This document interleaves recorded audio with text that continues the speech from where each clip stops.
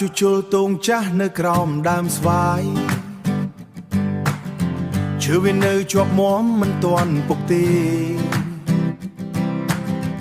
តាំងអង្គុយមើលផ្លូវលំដែលមានតែដីហុយចាំមើលក្រែងមានឡានដឹកចៅមកលេងកង់តូចតូចបីផ្អែកជាប់នឹងជញ្ជាំង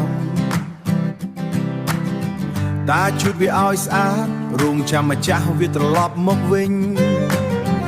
នឹកខ្លាំងណាស់ចៅទាំងបីរបស់តា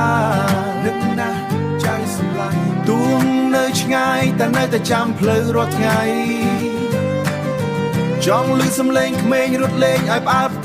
ទះឈើចាស់នេះមានជីវិតម្ដងទៀតកុំភ្លេចតាណា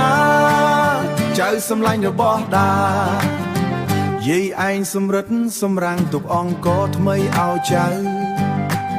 តែដេញសัตว์កុំឲ្យស៊ីផ្លែឈើក្នុងសួន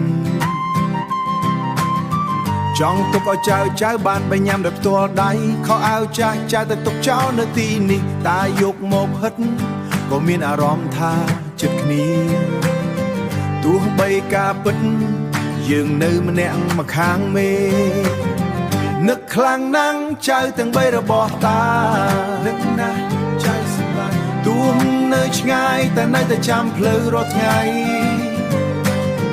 ចង់ឮសំឡេងក្មេងរត់លេងឲ្យផ្អើលផ្ទះឈើចាស់នេះមានជីវិតម្ដងទៀតកុំភ្លេចតាណាចៅសម្លាញ់របស់តាដៃតាដប់គ្រើមព្រោះតែធ្វើការធ្ងន់តាខំទាំងអស់នេះដើម្បីអនាគតចៅចង់ឲ្យចៅរៀនខ្ពស់មិនពិបាកដូចតា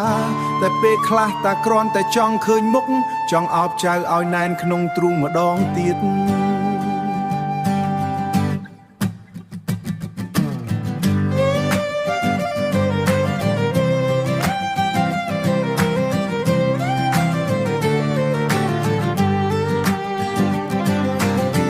នឹកខ្លាំងណាស់ចៅទាំងបីរបស់តានឹកណាស់ចៅសម្លាញ់ទួងនៅឆ្ងាយតែនៅតែចាំផ្លូវរាល់ថ្ងៃចង់ឮសំឡេងក្មេងរត់លេងឲ្យផ្អើលផ្ទះឈើចាស់នេះមានជីវិតម្ដងទៀតកុំភ្លេចតាណាចៅសម្លាញ់របស់តានៅចាំទីនេះក្រោមដើមស្វាយចាស់ដដែលចាំចៅជានិច្ច